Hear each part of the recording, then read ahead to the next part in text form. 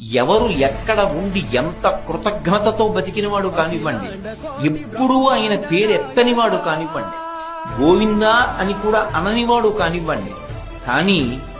కష్టం వచ్చినప్పుడు ఒక్కసారి ఆయన్ని తలుచుకున్నాడు అనుకోండి, అంతే ఉత్తర క్షణంలో వచ్చి ఆదుకుంటాడు. కలలోనంత నెరుంగని మహాకష్టాత్ముడైనట్టి దుర్బలుడు ఆపత్సమయంబునన్ నిజపదాబ్జాతంబు ఉల్లంబునం తలపన్ అంతనే వచ్చి ఆర్తిహరుడై తన్నైన ఇచ్చును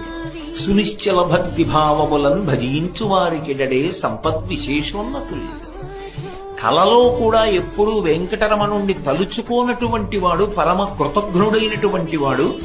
ఆపత్కాలంలో ఏదైనా పెద్ద కష్టం వచ్చి మీద పడిపోయి తన దగ్గర ఉన్నటువంటి ఉపకరణముల చేత తన బుద్ధి చేత తాను తప్పించుకోవడం సాధ్యం కాదు అన్న విషయాన్ని బుద్ధి చేత రూఢం చేసుకుని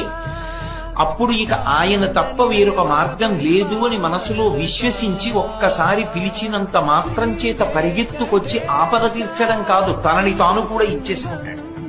అన్నయ్య